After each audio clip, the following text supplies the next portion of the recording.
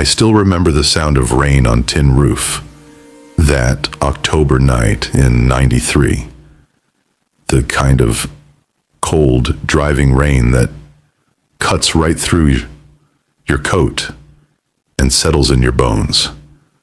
I was running from something. Hell, I was always running from something back then, when I saw the lamplight spilling from Sullivan's Rest.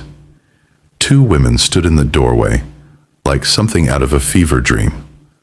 One with auburn hair, catching the light, green eyes that could stop a man's heart. The other, raven-haired with skin like porcelain, curves that made a fellow forget his own name. Both widows, both wounded, both dangerous in their own way. I should have kept riding, should have found another place to weather that storm.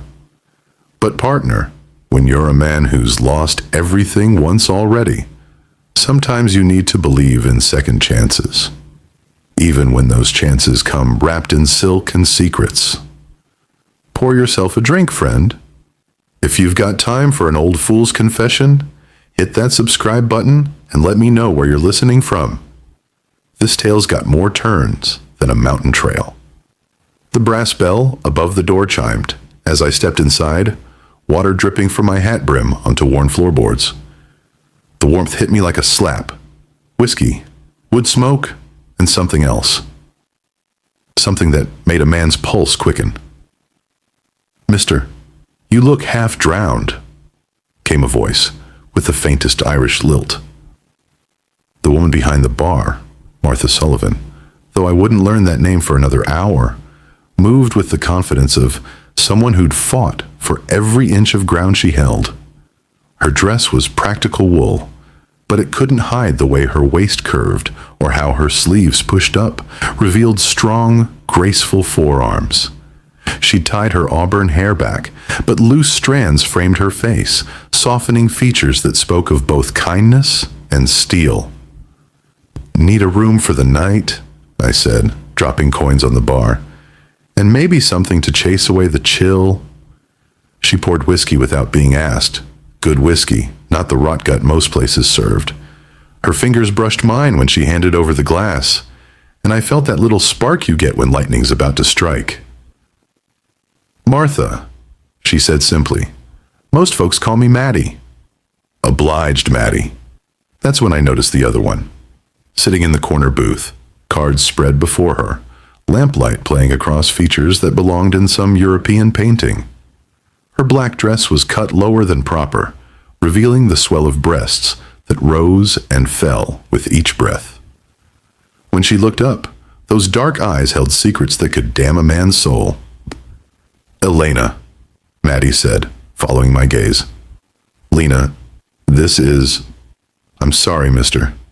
Didn't catch your name. Just passing through," I said, because names had a way of catching up with a fellow in my line of work. Lena's smile was slow, knowing. "Aren't we all, stranger?" Her voice carried the music of old Mexico, warm honey with a bite of tequila. She gathered her cards with fingers that moved like water, every gesture deliberate, hypnotic. I took my drink to a table, but my eyes kept finding them both. Maddie worked behind the bar, bending to retrieve bottles, her skirt pulling tight across hips that swayed with unconscious grace. When she stretched to reach the high shelf, her blouse pulled snug, outlining breasts that made a man's mouth go dry. Lena dealt herself another hand of solitaire, but I caught her watching me in the mirror behind the bar. When our eyes met, she didn't look away. Instead, she ran her tongue across her lower lip. Just the tip. Barely there, but enough to make my pulse hammer. "You're welcome to join," she said, voice carrying across the room like silk. "I play better with company." Before I could answer, the wind rattled the windows, and rain drove harder against the glass. Maddie glanced up from cleaning glasses, worry creasing her brow. "Storm's getting worse," she said. "Road'll be washed out come morning. Hope you weren't planning to leave early." I wasn't planning anything anymore. Something about this place, these women, had knocked my usual caution clean out of my head. Maybe it was how Maddie's green eyes held both warmth and wariness, like she'd been hurt but hadn't given up on hoping. Maybe it was how Lena moved like a dangerous prayer, all curves and shadows and promises. "Guess I'll take that room after all," I said. Maddie smiled, the first real smile I'd seen from her. It transformed her face, made her look younger, almost innocent. But there was fire behind those eyes, passion carefully banked, but not extinguished. "Room 3, top of the stairs," she said, sliding a key across the bar. "Breakfast is at dawn, if you're still here." As I headed upstairs, I heard Lena shuffle her cards, the whisper of paper on paper, like a woman sliding out of silk. At the landing, I looked back.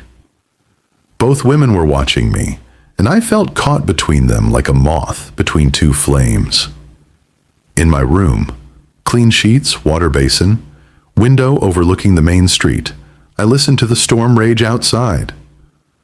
But the real tempest was downstairs, wearing widow's weeds and offering second chances to a fool who'd already lost everything once.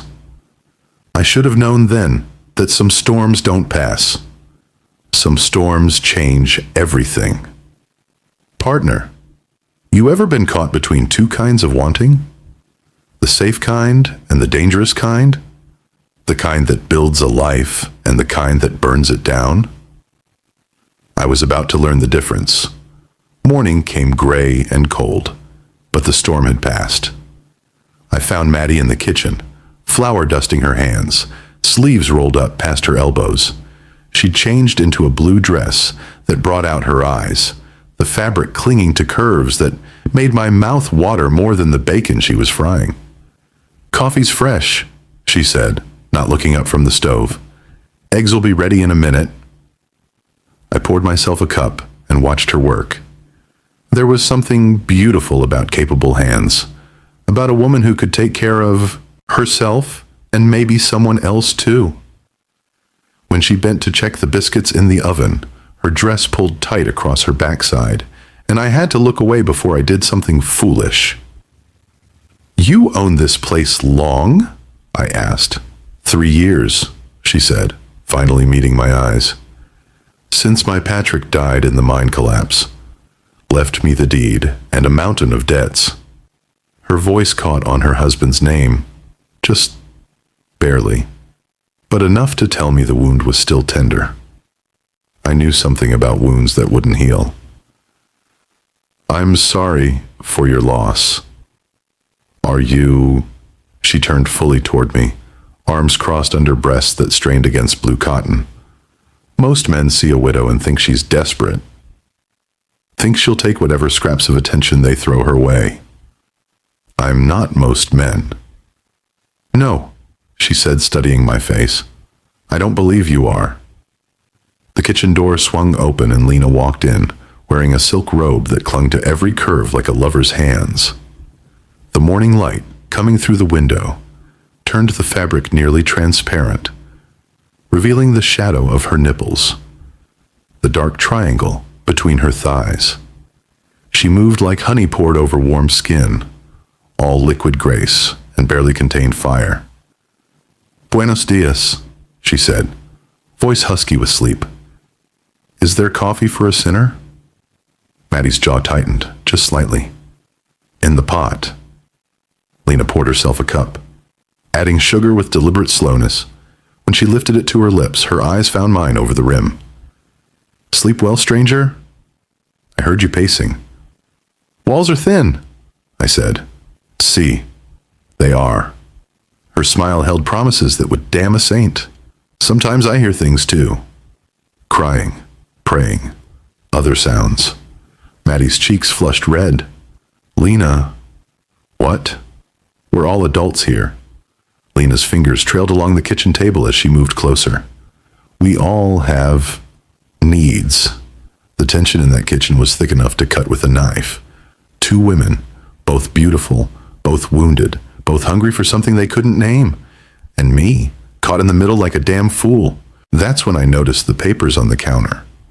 Official-looking documents with big red stamps. Maddie saw me looking and her face went white. "Tax notice," she said quietly. "I owe $800, or they take the property in 10 days. $800. Might as well have been 8,000 for a widow running a barely profitable inn." I knew that look in her eyes, the same desperate hope I'd worn when the bank came for my ranch. "There are ways to make money," Lena said softly, "if one is creative." "What kind of ways?" I asked. Lena's smile was sharp as a razor. "I know men. Rich men who like to gamble, who like beautiful women serving their drinks, dealing their cards." Her eyes flicked to Maddie. "Who pay well for entertainment." Maddie's hands clenched into fists. "I won't whore myself to save this place." "Who said anything about whoring?" Lena moved closer to both of us. "A poker game. High stakes. Ideal, you serve drinks, wear something. Persuasive. Men make foolish bets when distracted." "And what about him?" Maddie nodded toward me. "What's his part?" Lena's dark eyes met mine, and I saw calculation there, but something else too. Something that made my blood run hot. "Security," she said simply. "Rich men bring guards. Sometimes they don't like losing. I should have walked away right then.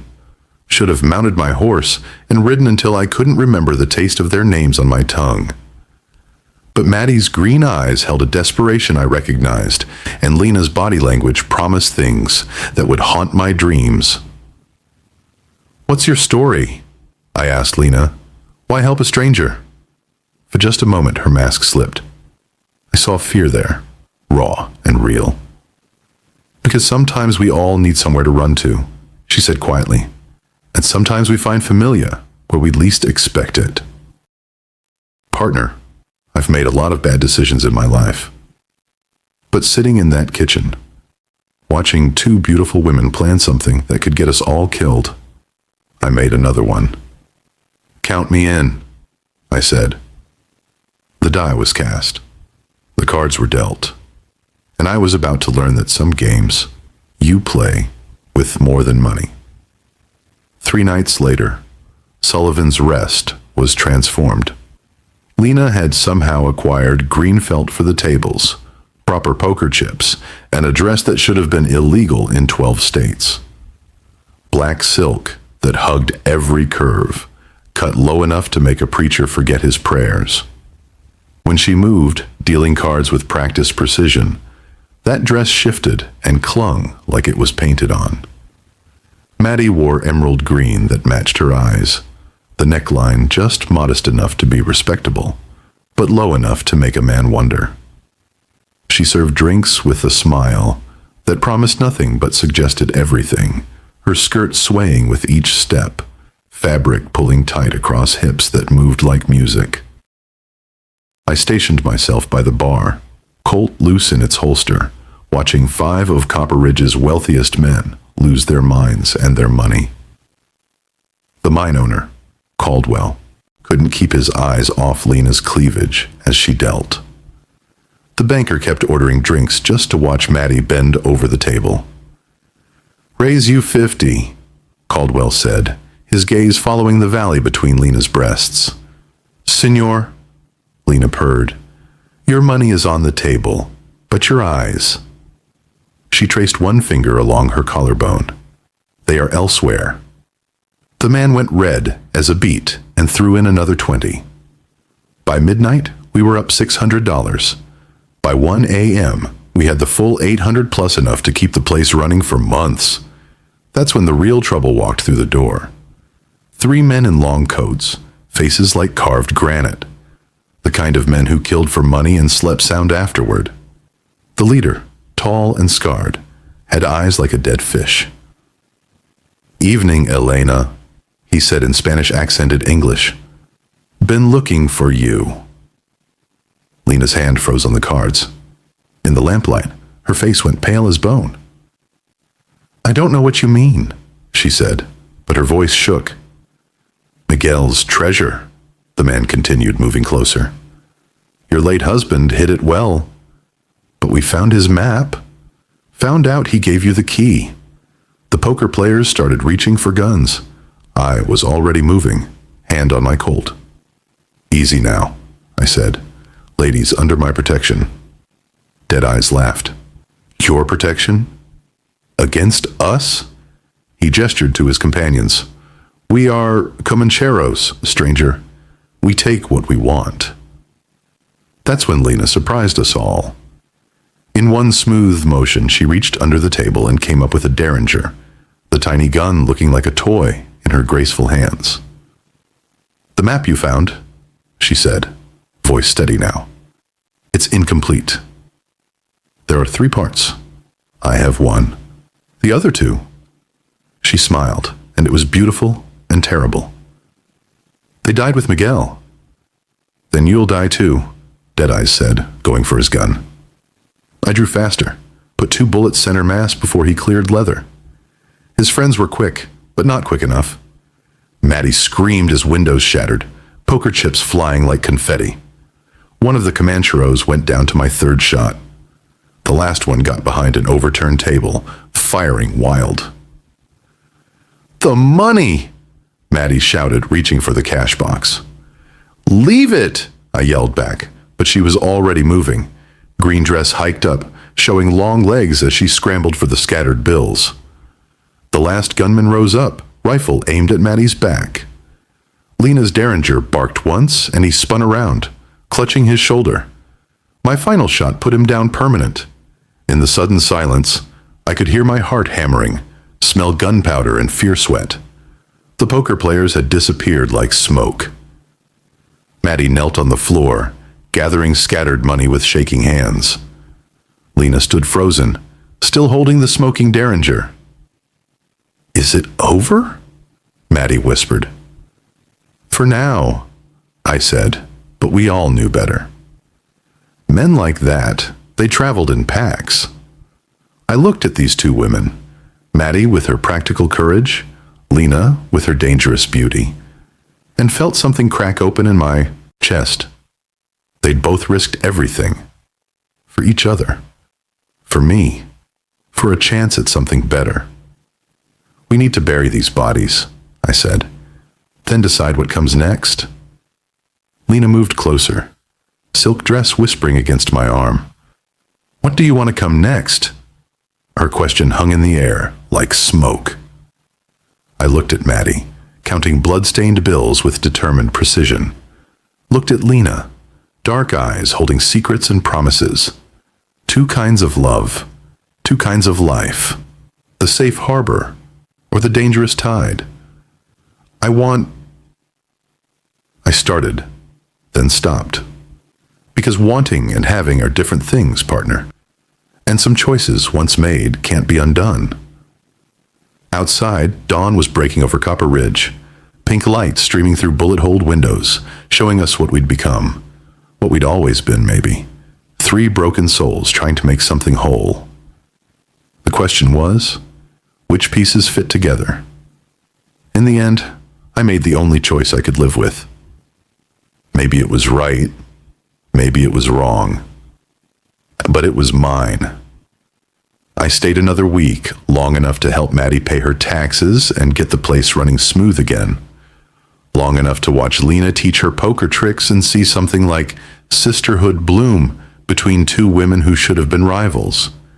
They were stronger together than apart, something I couldn't be part of without diminishing. The morning I left, Maddie was in her garden, green dress traded for work clothes, hands dirty with honest soil. She looked up when my horse's hooves crunched on gravel, and I saw acceptance in those beautiful eyes. You could stay, she said, not pleading, just stating a fact. I could, I agreed. But you've got something good here. Something that doesn't need a man like me, making it complicated. Lena appeared in the doorway, wearing that black silk dress like armor. Running again, stranger? Moving forward, I corrected. There's a difference. She smiled, and for once it was genuine. Sad, but genuine. Perhaps you're right. I touched my hat brim to both of them and rode out of Copper Ridge with the sun at my back. In my saddlebags, I carried their gift, a roll of bills they'd pressed on me despite my protests. "For next time you need a fresh start," Maddie had said. 6 months later, I heard tell that Sullivan's Rest had become the most successful establishment between Denver and Santa Fe. 2 women running it together, neither needing a husband to make it proper. The way it should be. Sometimes, partner, loving someone means knowing when to walk away. Sometimes the best thing a man can do is leave behind something better than he found it. If you've listened this far, friend, maybe you understand. Right and wrong aren't always clear as creek water.